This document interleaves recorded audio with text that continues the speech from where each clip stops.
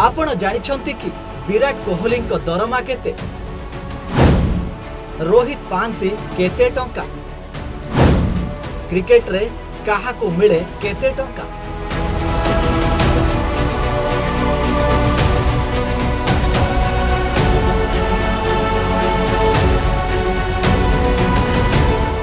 विश्वर सबुठू धनी cricket board हेउछि BCCI. पुला पुला टंकार चली कारबार। बीसीसीआई रे थिबा व्यक्ति मानक दरमा न कहिबा भला, हेले केही केबे भाबिछंती कि दल रे थिबा खेलाड़ी मानकू केते टंका दरमा दिया जाउछि। वास्तव रे दल रे खेलाड़ी को कैटेगरी रे विभक्त करा जायछि। एथिरे रहिछि A+, A, B एवं C ग्रेड। A+ ग्रेड रे थिबा खेलाड़ी माने सबुठू अधिक दरमा पाउथबा बेले सेमानक लोकप्रियता पाई मध्य तांको मिले अधिक विज्ञापन।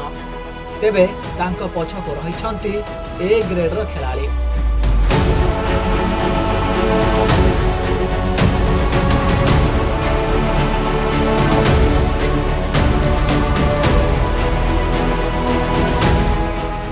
एबे आसंतु जानिबा किए केउ ग्रेड रे अछंती आउ केउ खेलाड़ी केते टंका दरमा पाउछंती। 2023 मसीहा सूची अनुसार ग्रेड A+ रे थिबा खेलाड़ी माने होछंती रोहित शर्मा, विराट कोहली, जसप्रीत बुमराह एवं रविंद्र जडेजा। आउ एमानक दरमा हेउछि वार्षिक 7 कोटी टंका।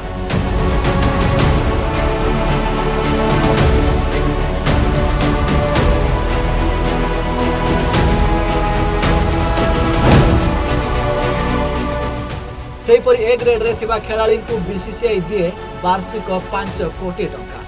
एथिरे अछंती हार्दिक पांड्या, आर अश्विन, ऋषभ पंत, अक्षर पटेल एवं मोहम्मद सामी। सेहीपरि B ग्रेड रे अछंती चेतेश्वर पुजारा, केएल राहुल, श्रेयस आयर, मोहम्मद सिराज, सूर्य कुमार यादव एवं शुभमन गिल। B ग्रेड रे थिबा खेलाड़ी पाउछंती वार्षिक 3 कोटी टंका। तेबे C ग्रेड रे थिबा खेलाड़ी दरमा हेउछि वार्षिक 1 कोटी टंका। आउ एथिरे रहिछंती शिखर धवन, शार्दुल ठाकुर, युजवेंद्र चहल, उमेश यादव, संजू सैमसन, ईशान किशन, दीपक हुड्डा, कुलदीप यादव, वाशिंगटन सुंदर एवं अर्शदीप सिंह। तेबे प्रति वर्ष एही सूची बाहरुथबा बेले खेलाड़ी दक्षता को नहीं ग्रेड निष्पत्ति नहीं था बीसीसीआई। ब्यूरो रिपोर्ट, सूचना टीवी।